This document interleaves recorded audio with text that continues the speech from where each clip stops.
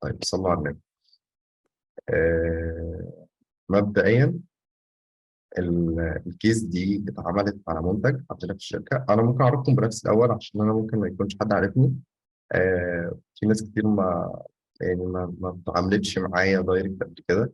انا اسمي مصطفى قنديل، عندي 24 سنه. بقالي حوالي 3 سنين شغال في الاي كوميرس.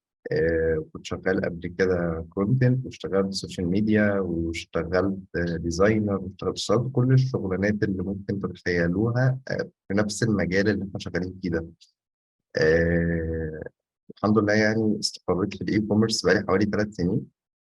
شغال على اكتر من سوق، شغال في سوق مصري وشغال سوق خليجي. بكل الخليج، مش مثلا سعوديه او امارات بس. بنشتغل الحمد لله على أكتر من منتج في الشركة عندنا. عندنا تيم ميديا بايرز، يعني أنا مش بشتغل لوحدي، عندنا 10 ميديا بايرز. 10 ميديا بايرز كل واحد فيهم ما شاء الله في حتته. آه، امتياز، يعني هو مسك الحته بتاعته بتاع الاي كوميرس وقدر ان هو يوصل بيها ان هو بقى يشغل لوحده. خلاص هو بيطلع اوردرات من غير ما انا اخش اتعامل او اقول له يعمل ايه او ما يعملش ايه. ده ملخص سريع عن نفسي، او انا بعمل ايه او انا شغال ايه. طيب الكيس اللي انا نزلتها كانت عباره عن منتج من ضمن المنتجات اللي بيخشوا الشركه، يعني مش كيس مختلفه او حاجه جديده انا عاملها. آه، المنتج ده كان جه في فتره بعد، يعني احنا كنا بنعمل الاول آه، نعمل برودكت ريسيرش في المنتج، وبعد كده بعديها بفتره المنتج بيوصل لنا. طيب احنا بنبدا الاول. اول حاجه خلينا نبدا لكم الدنيا من الاول، ان احنا بنبدا ندور على المنتج بتاعنا. انا بدور على المنتج او الحاجه بتاعتي بطرق كتير قوي. بس انا اول حاجه لازم اكون عارفها لما ادور على المنتج بتاعي، ان انا ابقى عارف اصلا النيتش اللي انا هشتغل فيه، ابقى عارف الجزء اللي انا هشتغل فيه. طيب النيتش ده معناه ايه؟ معناه ان انا في حاجه او في مجال انا شغال فيه، وليكن انا حد شغال في المكملات، او انا حد شغال في الادوات المنزليه، او انا شغال في الحاجات بتاع الصيدليات مثلا. كل واحد بيدور على النيتش اللي هو شغال فيه او بيعرف يشتغل فيه، وبيبدا يشوف المنتجات المتوفره في المجال ده. فانا اول حاجه بعملها ان انا ببص على النيتش بتاعي، واشوف النيتش اللي انا هشتغل فيه ده، هل هو فعلا في منتجات اقدر اجيبها وتطلع معايا فاليو، او اقدر اطلعها للناس، او هي بتحل مشكله للناس. اول ما ابدا ادور على النيتش واختاره، ببدأ أدور على الحاجة التانية اللي هو المنتج. طيب أنا عملت سيرش على النيتش بتاعي ده، دخلت دورت على المنتج، والله لقيت منتج شكله كويس. طيب أنا بدور على المنتج إزاي؟ أنا بدور على المنتج جزئين. أول حاجة جزء المنافسين أو الكومبيتيتورز بتوعي. الناس دي شغالين على منتجات برضه. أنا كإنديل بخش أشوفهم هم شغالين على إيه، وأجيب المنتج ده، أو هشوف منتج شبهه بيحل نفس المشكله اللي الناس شغاله عليها.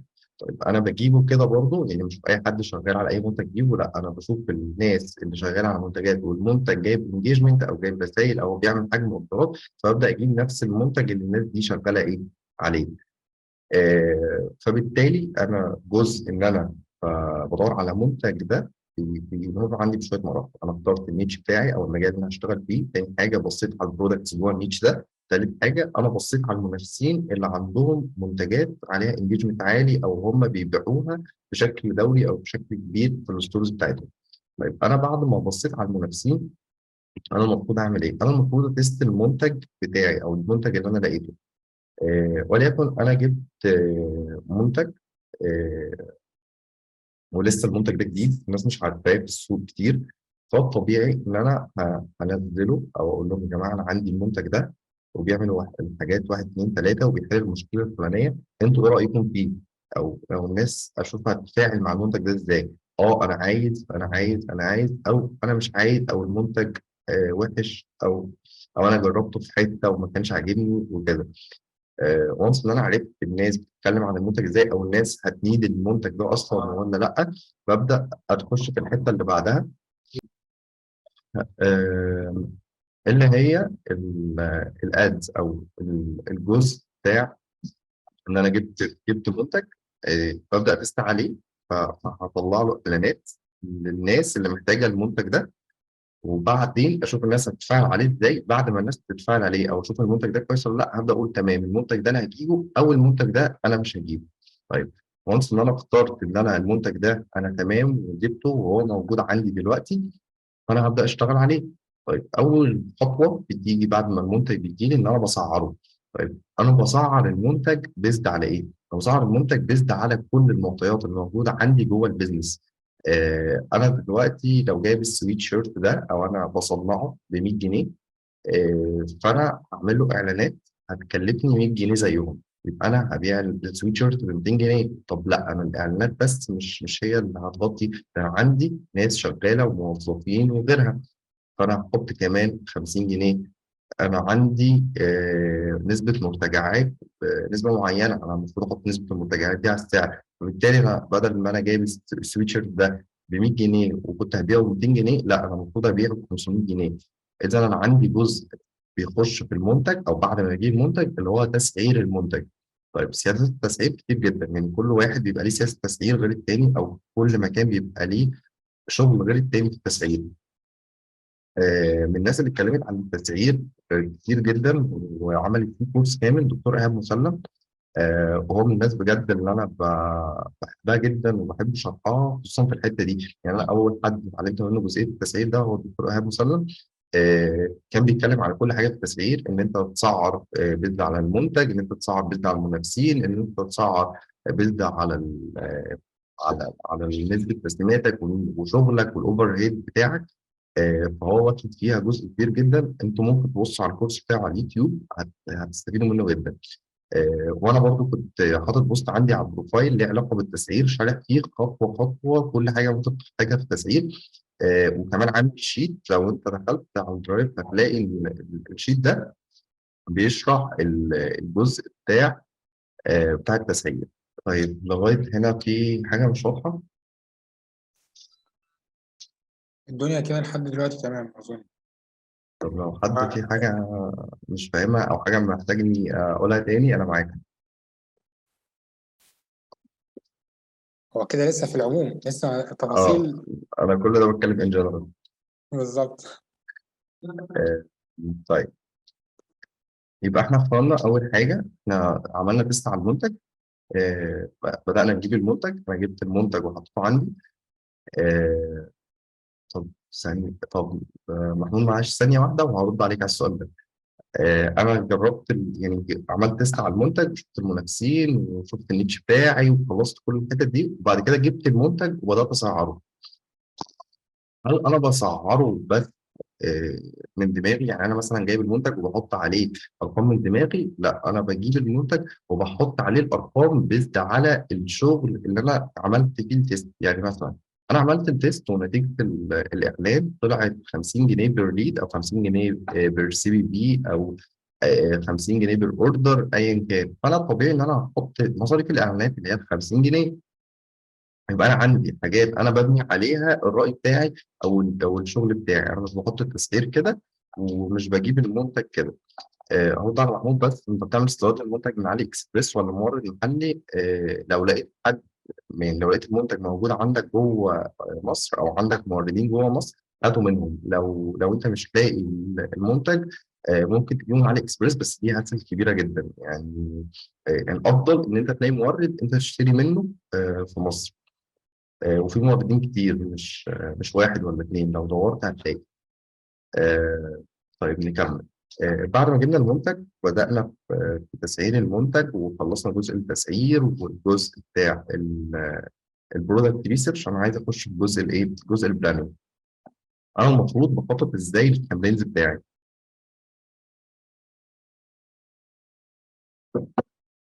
لو انا لسه بادئ في المنتج والمنتج لسه جايبه، فهو طبيعي ان انا ببدا اتست عليه. خلصت التيست ببدا اشتغل اشوف المنتج ده انا هعمل فيه ايه.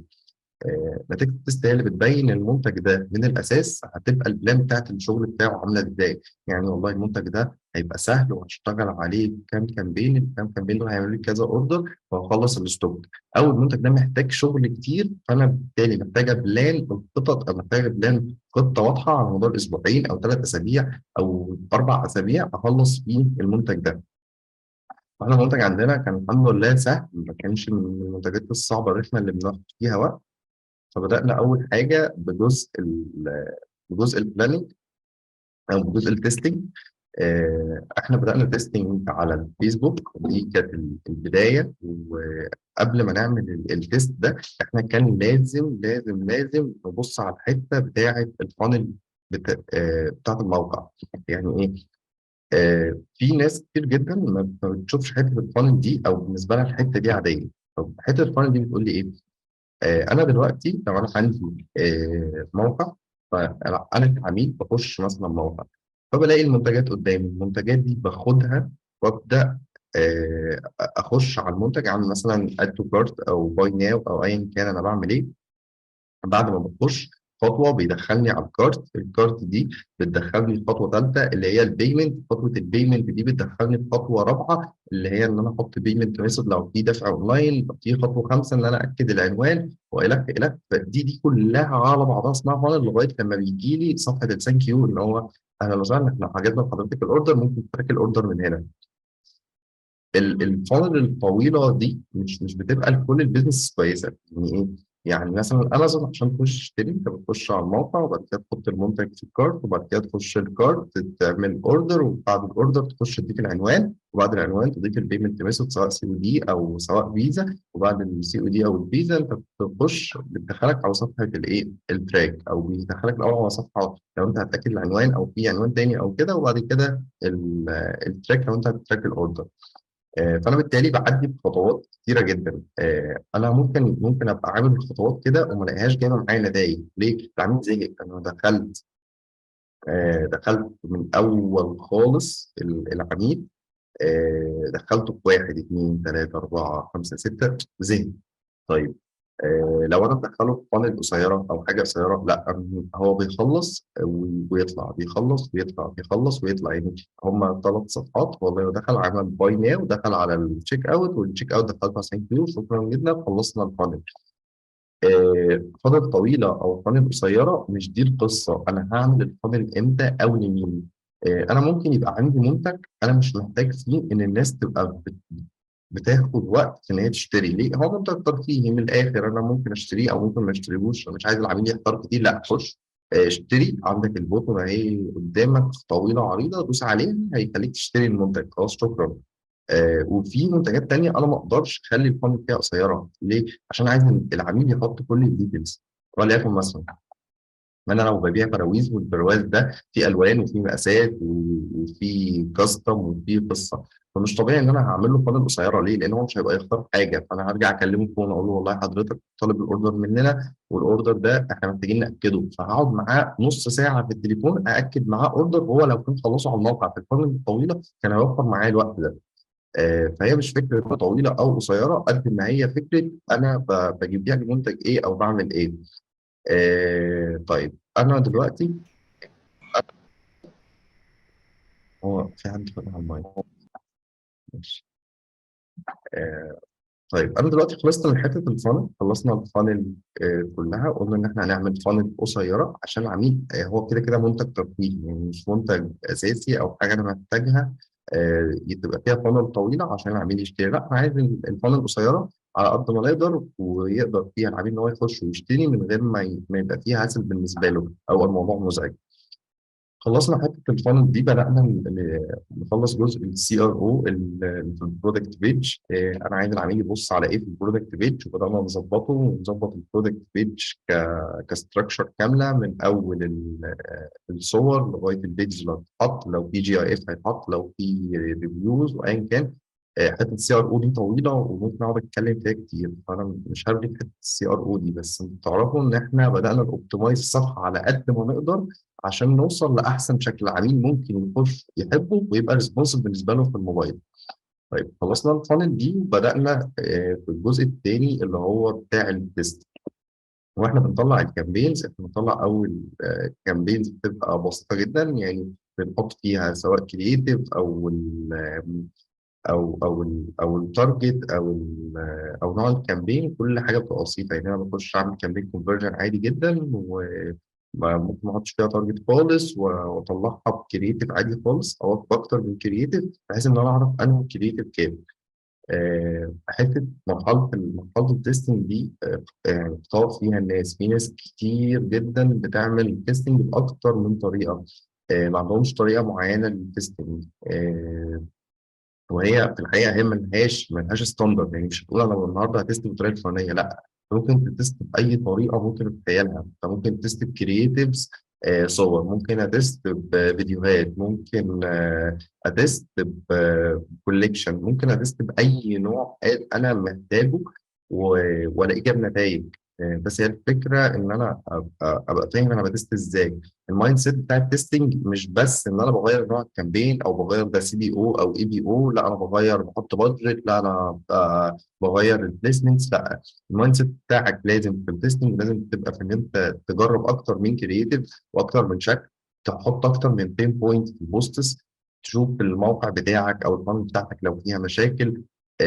لازم في التستنج طريقه تفكيرك تبقى مختلفه عن طريقه تفكيرك في الكامبين. انا مش عايز ابص للكامبين ككامبين، انا هبص للمنتج اللي انا شغال عليه، ان انا عايز اطلع له بين بوينت الناس اول ما تشوفها تشتري المنتج ده. فبالتالي انا ببدا اتست على المنتج بطريقه بسيطه، ابدا اطلع اكتر من كرييتيف واعرف انه كرييتيف فيهم الاحسن، انه كرييتيف اللي هيقدر يديني فاليو، انه كرييتيف اللي هيجيب نتائج معايا.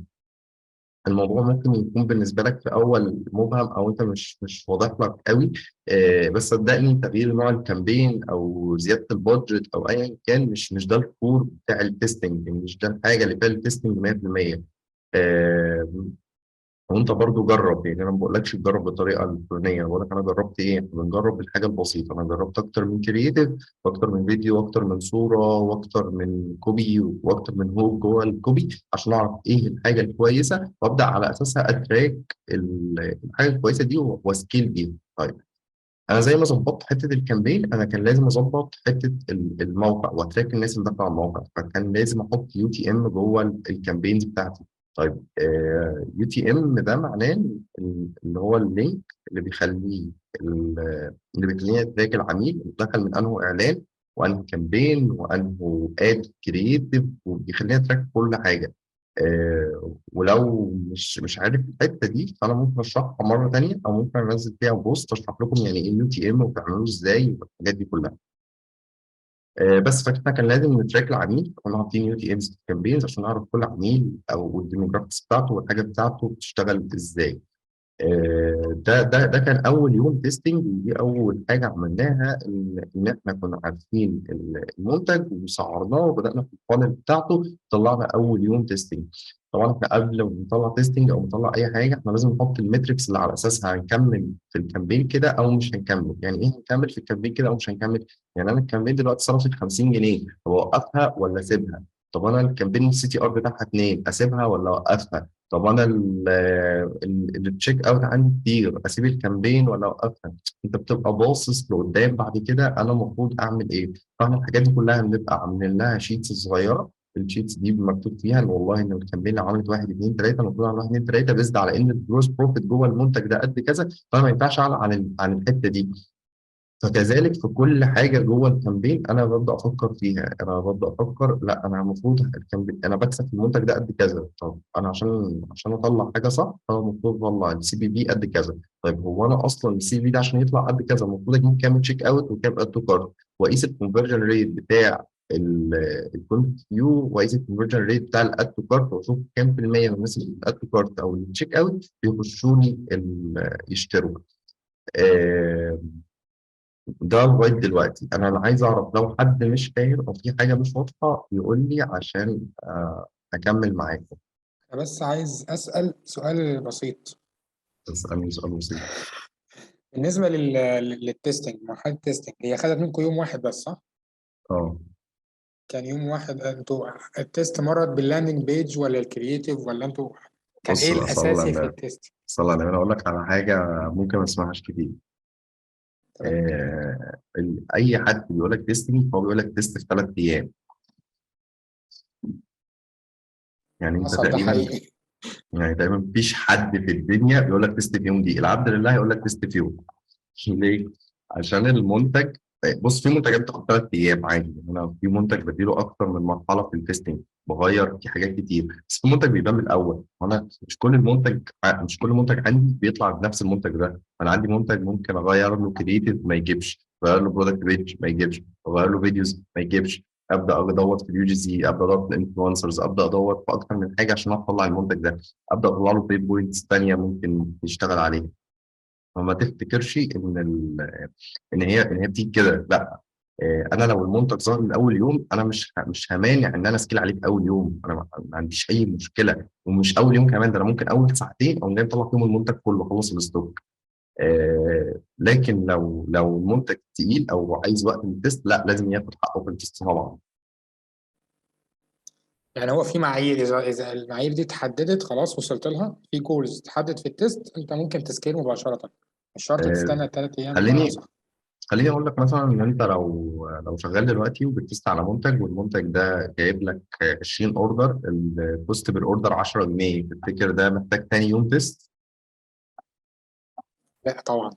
كويس جدا. بس بس خلاص، انا مش محتاج. انا تمام قوي كده، اكمل. طيب، اللاند بتبقى عباره عن منتج استاذنك ويب سايت. آه، طيب، معاك. طيب، ممكن كنت عايز اسالك بخصوص التستنج، ايه الستايل بتاعك اللي انت بتست بيه في اغلب البرودكتس؟ مفيش والله، مفيش بجد. يعني انت آه، بتريفير ان انت تشتغل مثلا بريذم معين عن التاني؟ يعني كل حد بيبقى ليه طريقه معينه في التستنج. انا قلت لك في الاول ان كل واحد بيبقى ليه طريقه في التستنج. انا بجرب كل الطرق، انا اي طريقه قدامي ممكن تجيب لي نتائج بجرب بيها. ليه؟ عشان انا كده كده لازم اطلع المنتج. المنتج موجود عندي، هطلعه، فبالتالي بجرب كل طرق التست عشان اعرف او اوصل ان انا اطلع المنتج ده.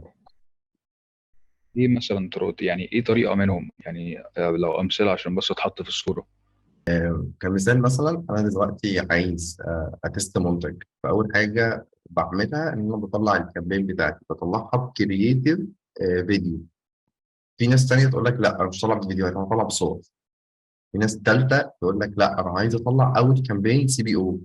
في ناس رابعه تقول لك انا بحط في اول كامبين تيست دي بادجت عاليه جدا عشان امسك اوكشن. هي ملهاش طريقه، هي ملهاش ملكه. انت بتجرب. انت فاهم قصدي ايه؟ التجربه فاهمك. بتاعتك هي اللي بتقول لك انت هتتحرك ازاي. انا فاهم، بس ده كل برودكت على حده، ولا بعد ما بتوصل لريزلت معينه بتبدا تجربها في كذا برودكت فبتلاقيها شغاله، هوب جاء برودكت ما بقاش شغال فيه حاجه انت كنت مجربها كذا مره وكانت شغاله، فبتبدا بقى ان انت تويست وتشوف حاجه تانية، صح كده؟ بيولوجيك ده الطبيعي اللي بيتعمل. يعني ايه؟ يعني انا لو عندي منتج، انا او عندي شويه منتجات، انا مجرب لهم الطريقه دي. فبالتالي انا مش هغير الطريقه بتاعتي. ليه؟ ما هي جايبه اصلا مع منتجات. لو ما جابتش مع منتجات تانية، يبقى في مشكله في المنتجات دي، هجرب طريقه تانية. لكن لو انا عندي طريقه ثابته، فانا همشي عليها، خلاص تمام.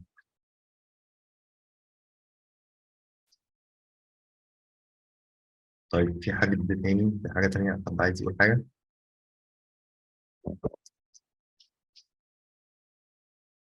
تمام. اللاند بتبقى عبارة عن منتج ويب سايت، ولا بتعمل لاندنج خاصة لكل منتج؟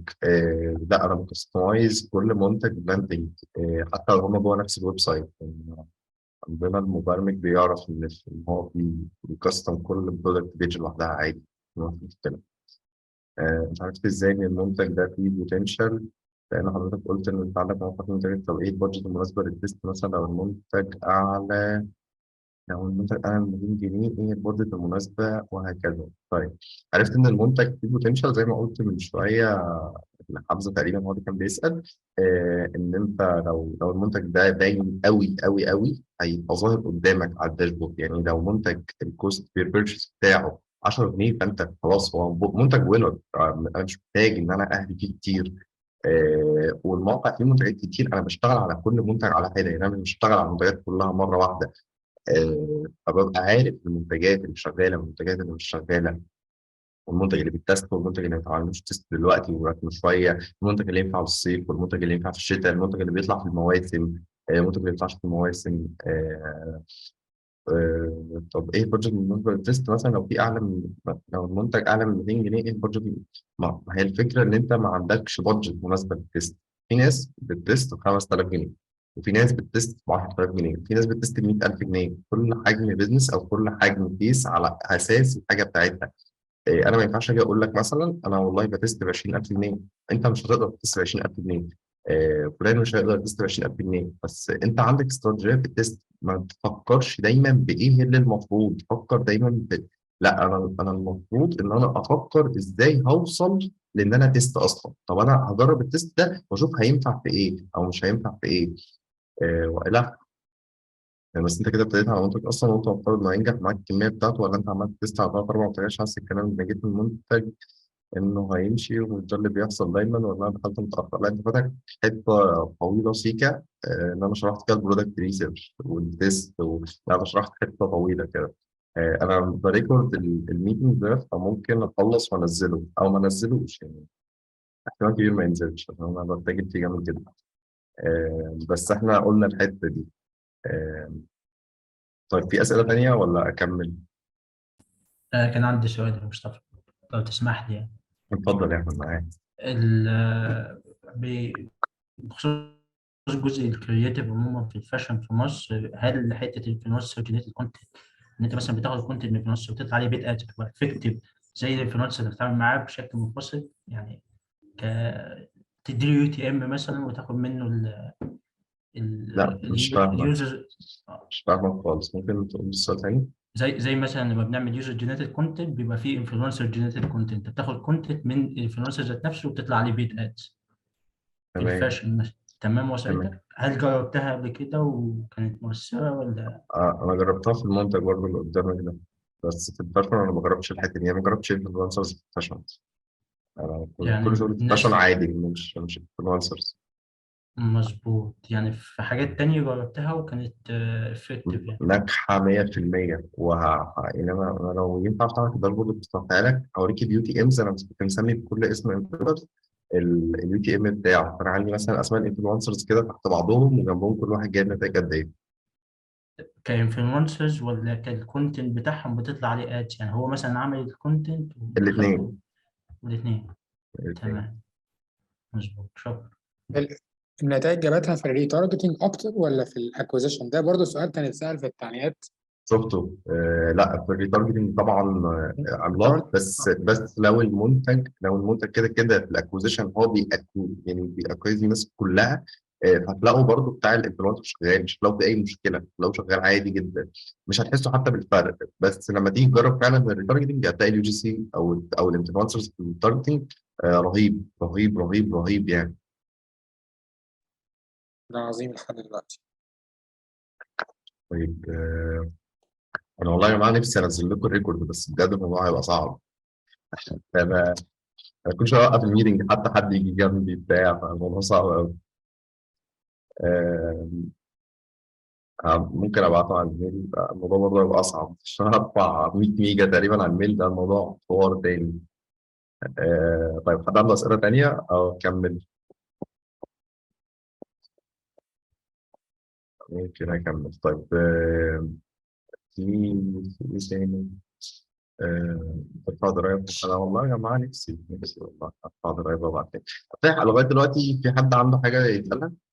في حد مثلا كان عنده كيس في نفس الحته دي يقولها، او مشكله في نفس الحته دي؟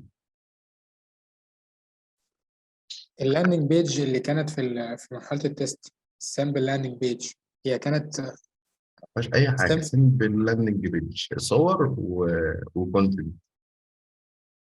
بس. هو كان في بيمنت ميثود ولا كان اصلا اللي هو سي او دي السي او كله. دي؟ تمام، اوكي، ممتاز.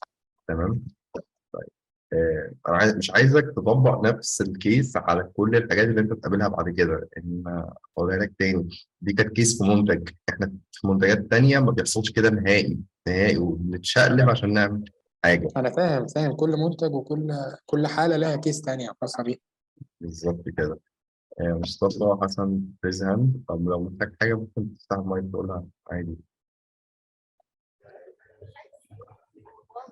الو، اتفضل. مصطفى ازيك؟ ولا بخير. انا طبعا كنت مكلمك على الفيسبوك، كنت بسألك على السي في وكده وانت برضه اه اديتني لا، شوية تريكس كده حلوة جدا. انا بس كنت محتاج اسألك، هو ايه الخطوة الجاية بعد انا مثلا ما شغال ميديا باير في شركة والحمد لله بحقق ارقام كويسة؟ يعني ايه بعد كده بقى، وباخد كورسات وبذاكر؟ المفروض طب الخطوة اللي بعد كده تبقى ايه؟ او علشان انا ممكن محتار من الحتة دي، ماذا بعد يعني؟ نخلي السؤال ده في الآخر. اوكي. يعني خليه في الآخر، نكمل بس الحتة اللي أنا بتكلم فيها دي. آه اوكي تمام. طيب، أنا عرفت إن الريكورد ده مش هينفع ينزل، خاص بدروب شيبينج وتبتدي تنفع على منتجات الدروب شيبينج. واخدها خاص بدروب شيبينج وتنفع على منتجات الدروب شيبينج عادي. الكيس دي جميل جدا إن هي بتشتغل على الدروب شيبينج من غير أي مشاكل. آه طيب، ممكن أكمل صح؟ طيب تمام. آه بعد ما وصلنا لحته اول يوم، يعني اول يوم شغل واول يوم تيستنج. احنا كنا في اول يوم تيستنج ده. احنا اولا اول يوم عندنا بيبدا كميديا بايرز الساعه 12 بالليل. يعني انا اليوم عندي هيبدا كمان 3 4 ساعات. ليه؟ عشان انا الوقت ده هو اللي بطلع فيه اعلانات. انا بطلع اعلانات الساعه 12 بالليل عشان تاني يوم. فانا بالتالي اليوم بادئ من بدري، عشان بس ما حدش يفتكر ان انا اليوم عملت فيه حاجات كتير جدا. فانا مش يعني فالموضوع ده صعب، لا. انا عملت حاجات كتير جدا عشان الموضوع انا بادئه من بدري. يعني ايه، احنا في اول يوم عملنا تيستنج وبعتنا المايكرو انفلونسرز وخلصنا لاندنج بيج. فاحنا عملنا حاجات كتير جدا في اول يوم. فاحنا اليوم بتاعنا بيبدأ بدري. طيب خلينا نكمل. احنا بعد ما خلصنا اول يوم الحمد لله كان مصفي تقريبا حوالي 78,000 جنيه مبيعات و200 اوردر. وكان الكونفرجن ريت 1.7، والافريج اوردر فاليو كان 450 جنيه، والافريج سي بي بي كان حوالي 35 جنيه. طيب الكلام ده معناه ايه؟ عشان لو حد برضه مش واضح في الحته دي. الكلام ده معناه ان انا عملت مبيعات ب 78,000 جنيه. وال 78,000 جنيه دول هم مش 78,000 جنيه داخلين لي، هم 78,000 جنيه مبيعات على الداشبورد. لكن على بال ما الاوردر بيتاكد ويتسلم وكده، 78,000 جنيه دول او ال 200 اوردر دول ممكن تلاقوهم بقوا 120 150 ايا كان على حسب نسبه تسليماتك. فما تفتكرش ان ده صافي مبيعات بيتعمل او ده صافي مبيعات دخل الشخص اللي عامل الاعلانات ده. دي الفلوس اللي جوه الداشبورد. خلينا نكمل. احنا عندنا اليوم الثاني بدأنا فيه سكيلينج. حته السكيلينج دي احنا كنا عايزين نحافظ فيها على ان احنا ما نروحش او ما نكبرش الجروس. يعني ما نطلعش في حته الكوست. يعني انا الكوست عندي 30 35 جنيه، انا مش عايز اطلع ل 60 70 جنيه. ليه؟ عشان انا الكوست بتاعي طول ما هو قليل انا بكسب. فانا لو عليت عن المستوى اللي انا 35 جنيه، المنتج هيبقى مخسرني او هنقلل نسبه البروفيت بتاعتي. ودي زي ما قلت لكم في الاول ان احنا كنا عاملين لها جزء كده. انا هكسب لما اعمل كذا. فبالتالي الحته دي كانت محسوبه كويس بالنسبه لتاني يوم. عندنا حته الكرييتيفز ودي اللي بتوقع ناس كتير جدا. احنا كان لازم نشتغل كرييتيفز كتير جدا جدا جدا عشان نسكيل على المنتج ده او عشان يعمل كم المبيعات دي. ليه؟ الكرييتيفز بتتحرق.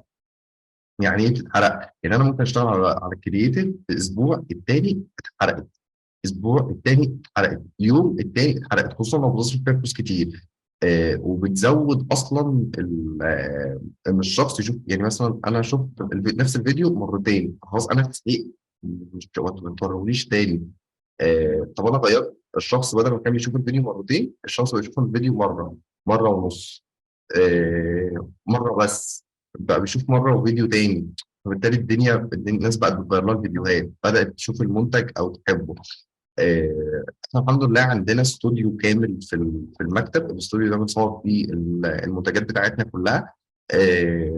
فقدرنا ان احنا نطلع كونتنت على قد ما نقدر للمنتج ده. آه، الحمد لله ما خدش وقت مننا ان احنا نطلع المنتج ده، او ان احنا نطلع فيديوهات بسرعه جدا، خصوصا ان احنا التيم كله انترنت، يعني فيديوجرافر والفيديو اديتور والفويس اوفر والناس كلها موجودين عندنا في المكتب. فبالتالي احنا كان الموضوع سهل ان احنا نجيب المنتج ده، صور المنتج ده بشكل تاني، صور المنتج ده بشكل ثالث، صور المنتج ده بشكل رابع، طلعنا اكتر من فيرجن الفيديوهات في يوم واحد وطلعنا بيها ادز. حته ان احنا نطلع بيها ادز ونطلع بيها كريتيفز ونبدا نشتغل بيها، هو دي الحته اللي فرقت معانا واللي خلت النتائج احسن، خصوصا ان الناس بقت بتشوف فيديوهات جديده وحاسه ان المنتج، لا المنتج في ناس كتير جدا ايه بتستخدمه. وفي نفس الوقت احنا كنا بعتنا للانفلونسرز المنتج بتاعنا، وبداوا يبعتوا لنا فيديوهات، لان احنا كنا مظبطين معاهم. الدي ار كان مظبط انه لا انا عايز الفيديوهات دي النهارده، ما تسيبيش الفيديو لبكره. وطلعت بصراحه افكار تحفه تحفه، يعني اغلب الانفلونسرز كانوا طالعين افكار كويسه جدا جدا جدا للمنتج. ولما حتى احنا خدناها، احنا ما كناش متخيلين ان هيطلع بالافكار دي. لان في الغالب احنا المفروض بنطلع المنتج او بنجيب الانفلونسر نقول له ادي الفكره وادي المنتج، اعمل لي الميكس ده. بس فكره ان انا ادي الانفلونسر وهو يطلع فكره كويسه جدا، دي كانت بالنسبه لي لا انت تمام، انا عايز اشتغل معاك بقى كتير. فاحنا الحمد لله كنا موفقين برضه في الحته دي، ان احنا ادينا الانفلونسرز طلعوا افكار كويسه جدا للمنتج وبدانا نشتغل بيها على طول. كان عندنا شويه مشاكل، اولها حته الليميت بتاع البيجز. طبعا احنا عارفين ان بعد الابديتس الرهيبه اللي عملها الفيسبوك في الليميتس بتاع البيجز، احنا ما بتعرفش تعمل بيج اكتر من 250 اعلان. يعني ايه 250 اعلان؟ يعني انا بطلع 250 كريتيف وشكرا خلاص كده، انا مش عارف اطلع اعلانات على البيج. فاحنا لجأنا ان احنا نعمل اكتر من بيج، بحيث ان احنا نعرف نطلع عدد اعلانات كبير جدا جدا جدا في وقت قصير. فكنا عاملين تقريبا حوالي 5 بيدجات، وكنا شغالين عليها حوالي 1000 إعلان، عشان نعرف نسكيل على المنتج بالشكل الكبير ده. وكذلك حتة الاد اكونتس، كان لازم عدد اكونتس تساعدنا، ونبقى ضامنين ان لو اد اكونت اتقفل احنا مش الموضوع ده مش هيضرنا. فجبنا اد اكونتس شغاله، وبدأنا نطلع عليها المنتج ده، ونطلع كامبينز تانية بكريتيفز تانية على اد اكونت تاني، بحيث ان لو ده قفل فانا تمام، انا عندي الاد اكونت تاني هعرف اسكيل عليه. طيب، بعد ما خلصنا حته او شفنا حته الاد اكونت والريستريكشنز والبيجز دي، كان لازم نخش على حته السكيل بالبادجت. طب انا هسكيل بالبادجت ازاي؟ انا بسكيل بالبادجت ان انا بزود بادجتس على قد ما اقدر في كل كامبين ممكن فيها رؤاز عالي، وفيها سي في قليل، وفيها عدد تشيك اوتس كتير او عدد كورس كتير والى اخره. بدأنا إن إحنا نبامب بادجتس في تاني يوم ده بشكل كبير الحمد لله. وكان في نص اليوم في وقت البيك بتاع الأوردرات اللي حصل أول يوم. آه، الحمد لله ملخص تاني يوم كان حوالي 450 ألف جنيه مبيعات و1100 أوردر، وكونفرجن ريت كان أعلى من اليوم اللي قبله بعد التظبيطات اللي اتعملت في السي ار او، فبقى 2. والافرج اوردر فاليو 432 جنيه، وكان يعني عمل تشيك اوت 3200 يوزر، وده رقم كبير جدا جدا جدا في يوم. وكان الافرج سي في من 35 ل 42 جنيه. ده بالنسبة لتاني يوم. حد عنده أسئلة؟ لا في أسئلة. أنا ما سألتهمش الفكرة أنت عايز تطلع، سبت كل واحد يطلع بأفكاره في الفيديوز. سيبنا كل الناس تطلع بأفكارها، بس إحنا كنا عاملين حسابنا إن إحنا هنسلمهم سكريبتس كل واحد يعمل إيه، بس هما قدروا إن هما يطلعوا أفكار كويسة. إزاي كنتوا دلوقتي بتبصوا على أرقام كل عدد الإعلانات مع بعض عشان لما واحد يضرب توقفه؟ كان عندنا أول حاجة جوجل داتا ستوديو. ده اساسي في الشغل بتاعنا، ان احنا نبص على الارقام كلها من جوجل داتا ستوديو. وكان عندنا اناليتكس، وكان عندنا الداشبورد بتاعه الفيسبوك. وان انا صورت لكم دلوقتي انا قدامي شاشتين شغال عليهم، كنا قدامنا بقى 5 شاشات شغالين عليهم، كل واحد عليه جزء من الاعلانات. يعني انا مثلا عليا 2 اد اكونتس، حد تاني عليه 2 اد اكونتس، وكنا شغالين ان هو كل واحد يقدر يتابع الحاجات اللي معاه. آه، ده بالنسبة لأن حضراتكم كان عليكم اللوجيستيك كلها ولا نص أخرى. أنا آسف أسئلتي كتير، بس أنا اتعرضت في سر كبيرة، بس حاجة زي كده عملت.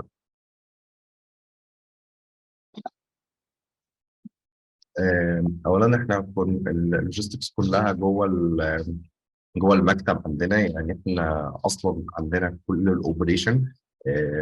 احنا شركه الاي كوميرس، يعني احنا مش شغالين دروب شيبنج لحد، يعني مش لموقع افليت او غيرها.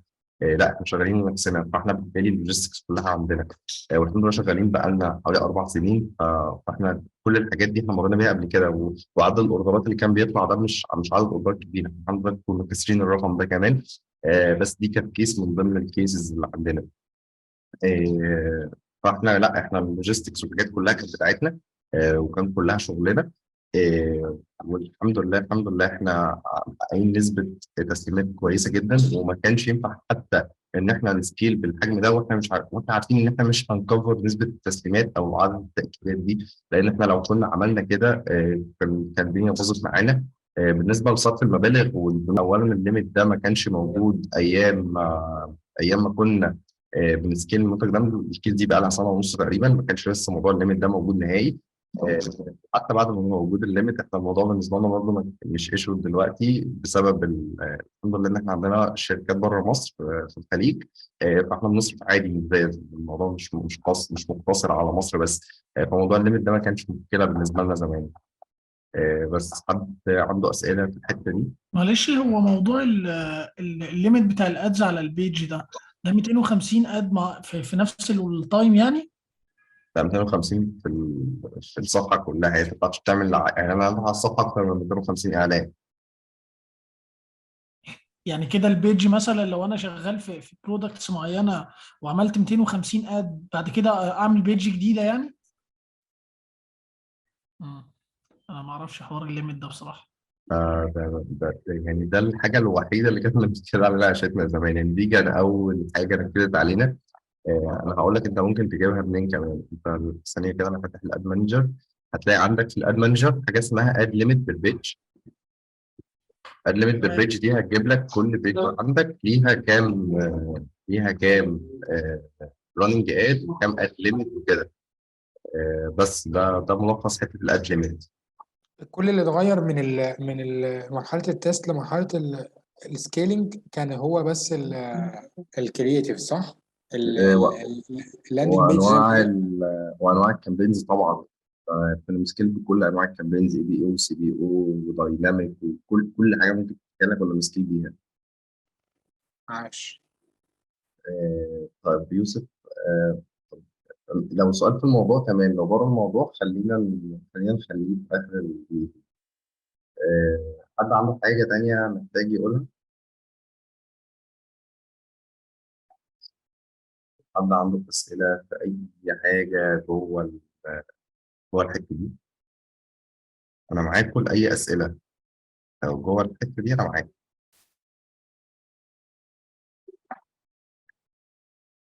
طيب انا ممكن اكمل حضرتك بتقول انكم شغالين خاص. طيب المنتجات ازاي تست فيك بمعنى تطلع الاوردر عشان تقدرش احنا نشتري المنتجات من الصين يا محمود. فاحنا الحمد لله يعني عندنا المكتب في الصين بيجيب لنا المنتجات لغايه هنا. فانا مش فاهم السؤال بتاعك. لو عندك يعني السؤال ده توضحه لي اكتر يا ريت.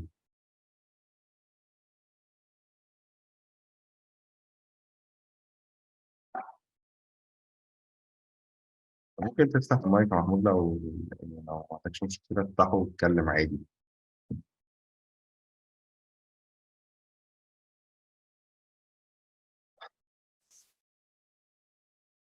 طيب حد عنده اسئله ثانيه؟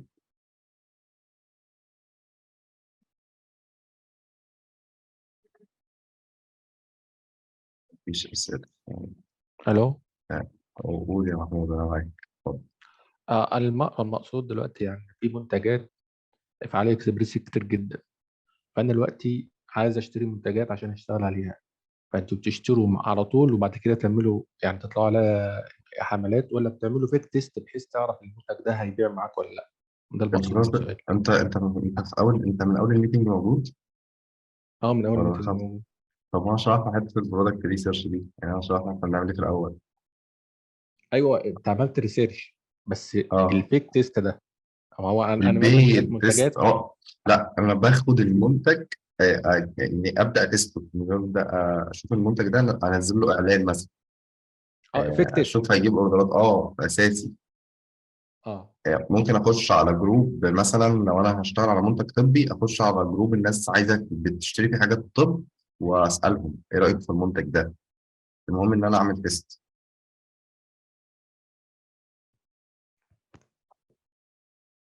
طيب، هل في شركات للاستيراد ولا برضه كله خاص، موردين آه، خاصين؟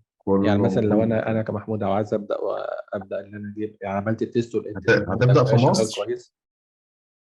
عايز امال تبدا ابدا في في مصر؟ نصيحه مني بلاش. انا بقول لك اهو بلاش. آه، خلاص خلينا نبدا في في في الخليج، مصر، في السعوديه. مصر الموضوع انا عامه صعب شويه. موجود في السعوديه. الله يبارك لك، الله يبارك لك.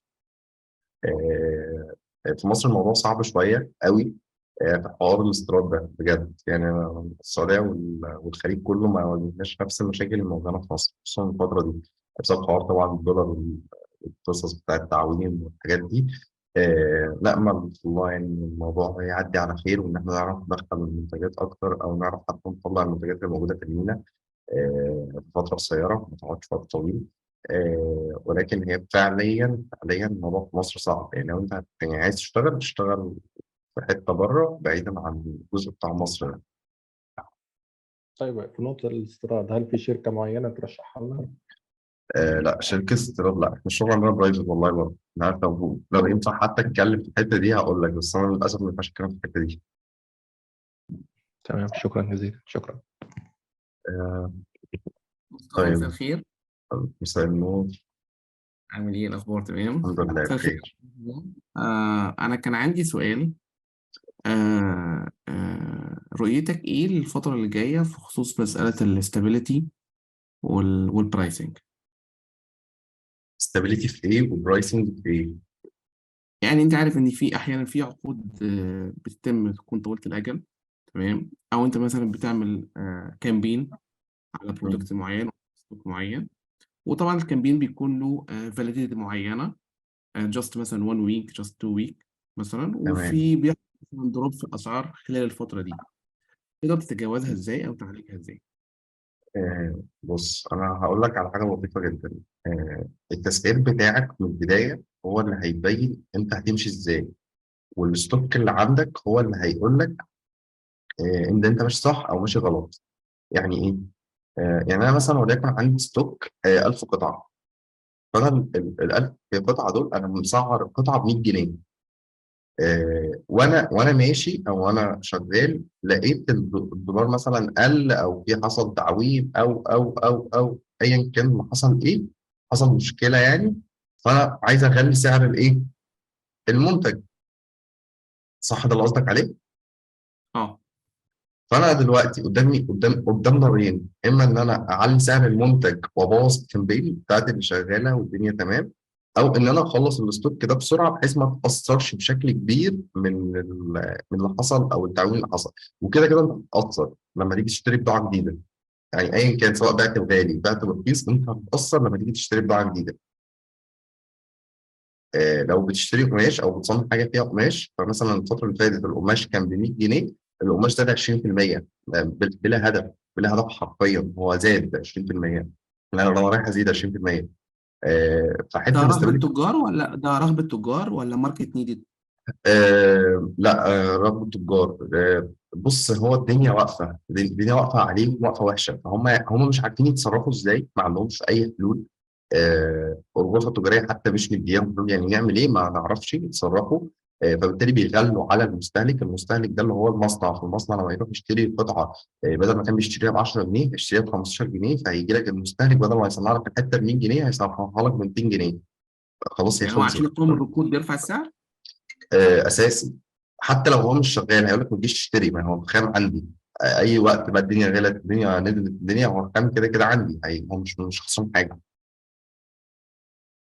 تمام. تمام. في حاجه تانيه؟ شكرا يا مصطفى، شكرا جزيلا. طيب، كان في سؤال على فايل الانفلونسرز تقريبا، كريم محمد. كريم محمد انا بعت له تقريبا الفايل امبارح. هو والله يا جماعه مش فايل، يعني هو فايل صغير كنا عاملين بس كده سيرش على الانفلونسرز بتوع بتوع الفاشن الرجالي في مصر، فانا كان عندي فايت فيها 10 انفلونسرز بس، يعني مش حاجه كبيره عشان الناس ما تفتكرش ان انا عندي فايت ومخبيه وكده. فالموضوع مش كبير اطلاقا، ان هم 10 انفلونسرز تقريبا. فبس حاضر هشيره معاك. آه طيب انا وصلت لفين؟ آه وصلت لليوم الثالث. ثالث يوم ده انا حرفيا يعني انا كنت تعبان زي ما انا تعبان دلوقتي كده، انا خلاص مش قادر اطلع صوتي. كنا وصلنا لمرحله ان احنا بنحارب عشان نكمل السكيلينج، وما نوقعش الاوبريشن. يعني ما نجيبش ارقام كبيره توقع الاوبريشن، وفي نفس الوقت ما نقلش بالارقام او نعلى بالسي في او ايا كان.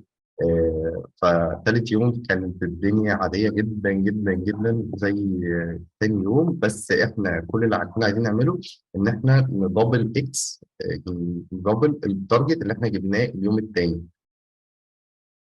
فاحنا بدل ما كنا بايعين مثلا ب 400,000 جنيه، انا عايز ابيع ب 800,000 جنيه بنفس الكوست. ايفن حتى لو الكوست علا مني شويه، انا مش متاذي، يعني انا هبقى تمام لو الكوست علا مني شويه. طيب، اللي ما خليناش نعمل اكتر من كده، اللي ما خليناش نعمل اكتر من كده ان الستوك كان بيخلص، ده رقم واحد. رقم اثنين، التيم الاوبريشن كان خلاص يعني في اول، او ما كانش في اول، هو كان حاصل 3 ايام ورا بعض كتير بسكيل اوردر كبير. خصوصا ان هم ما كانوش مستعدين للحته دي. والحاجه الثالثه إن الموقع عندي ما كانش مستحمل الناس اللي داخله، او ما كانش مستحمل كميه اليوزرز اللي بيخشوا ان تايم في الوقت ده. يعني مثلا أنا كان عندي 1100 يوزر على الويب سايت في نفس الوقت، منهم مثلا حوالي 200 واحد في التشيك اوت، فالرقم ده كبير جدا، كان معدي السي بي يو لغايه 100%.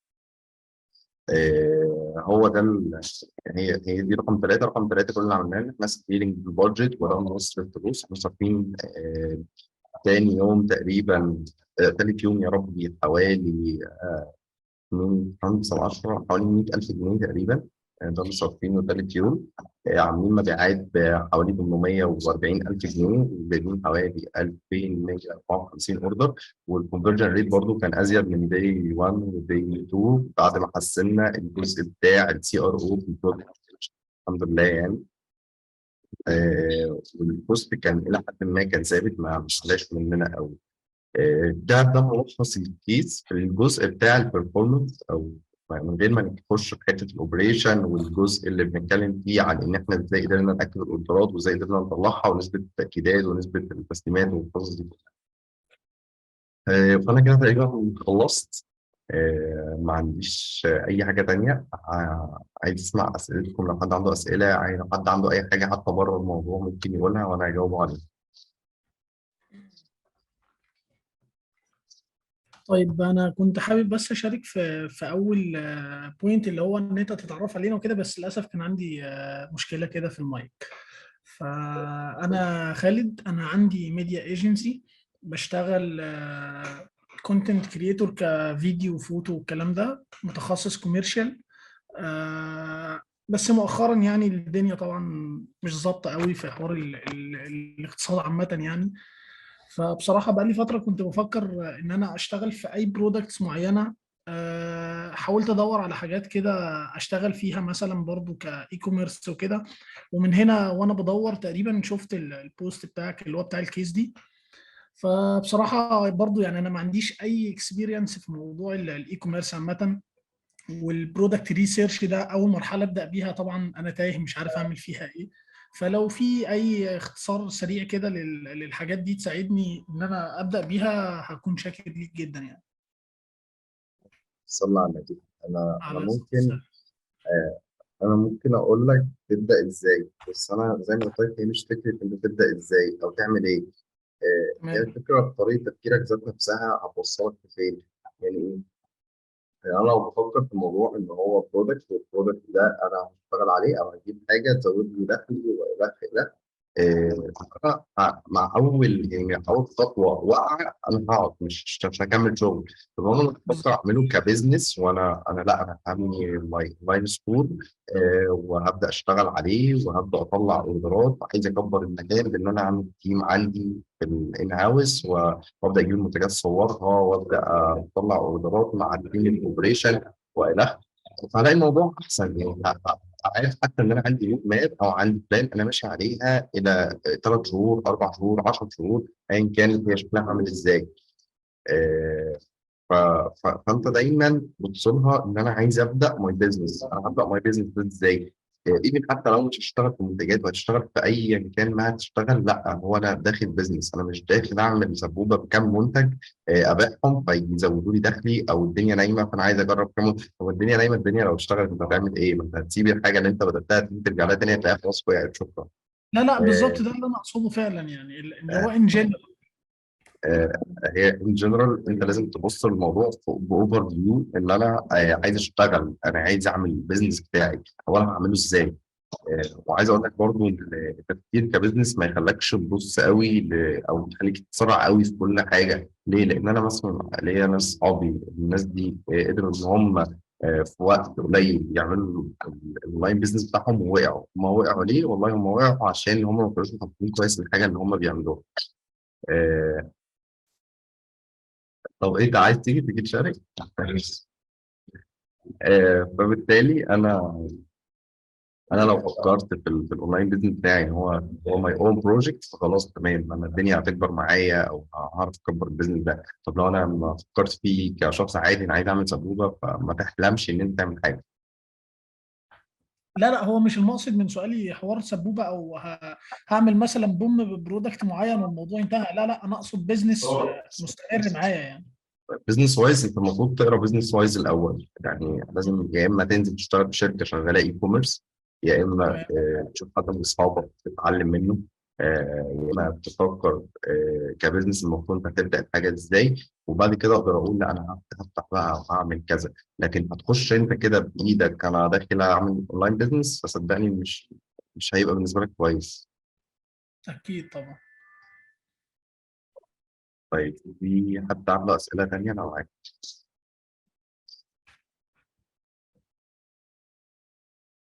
ينفع تعمل لاندنج بيج لكل منتج لبراند بيع ملابس؟ عندي موقع وورد بريس حاليا كل المنتجات بنفس صفحة البيع، أجرب كل منتج ولا أكمل بنفس الطريقة؟ ولو أمكن نتابع من مين بتعمل إيه؟ خليك تطور مستواك عشان تفضل تقدم كل فترة عن اللي قبلها، لأن في ميديا بايرز كتير. مسافة ما يعمل على إصدارات معينة يحس إنه مش محتاج يتعلم تاني. جربت طبعا فهو نازل بحافظ إنك تطور. طب اديني دقيقة واحدة وخليني أجاوبك على الحاجة الأولانية. ينفع يتعمل لاندنج بيج لكل منتج لبراند بيبيع ملابس؟ ينفع تعمل لكل منتج برودكت بيج عادي.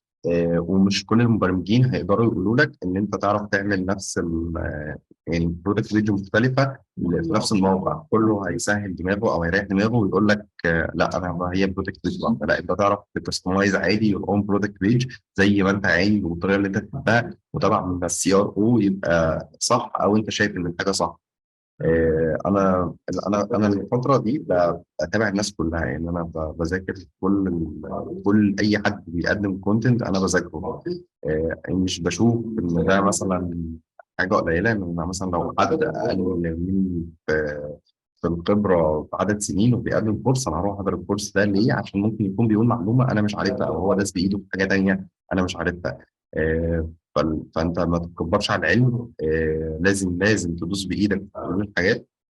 ما تقولش لا انا اكبر من ان انا اشوف في الفيديو ده لفلان، ولا انا ده انا يا عم ده انا سابقه. لا انت عادي، احنا كلنا والله كلنا بنقدر ان احنا نذاكر نفس الحاجات. محدش فينا بيذاكر حاجات مثلا والتاني ما بيذاكرهاش. لا انت كده كده انت زي ما انت بتدور على اليوتيوب غيرك بيدور على اليوتيوب، زي ما انت بتدور على المواقع في حد غيرك بيدور على المواقع. فما تبصش بس لحته ان لا انا عملت عدد اوردرات فمش عايز اكمل على كده. طيب ده ده العموم يعني. وحته بقى ان انا بتطور في المجال عموما ده، فانت لازم تحافظ على وقت انت بتتطور فيه زي جزء شغلك. يعني زي ما انا دخلت عملت معاكم الميتنج ده، انا عندي وقت تاني انا بقعد اقرا فيه كتاب مثلا، انا ماشي بكتاب في الشنطه، لا وقت مثلا ببقى في مواصلات او في حاجه، لا انا لازم افتح الكتاب ده اقرا منه شويه عشان اعرف اتطور في الحته دي. لو انت عملت في حياتك روتين، ده يعني ان انا بذاكر ده روتين، وان انا بكتب ده روتين، وان انا بشتغل ده روتين، او ان انا بصلي ده روتين، انت هتقدر في الاخر ان انت تطلع حاجه كويسه. بس ده العموم يعني، دي القصه كلها. حمزه انت فتحت المايك، ممكن تقول لي محتاج ايه انا معاك. تمام. هو انا بس كان الموضوع بقى في الاخر كان بالنسبه للمرتجعات بقى هذا حوار والتاخيرات. كبير قوي، ده عايز ميتنج تاني، قصه انا تانيه في انا شغل. عارف. انا والله انا كفايه. بقالي ساعه تقريبا بتكلم، خلاص مش قادر ربنا، اتكلم. انا عارف والله. آه، انا مستمتع جدا والله، ويعني موضوع الله يبارك فيك البوستس اللي بتنزلها، يعني مش انا.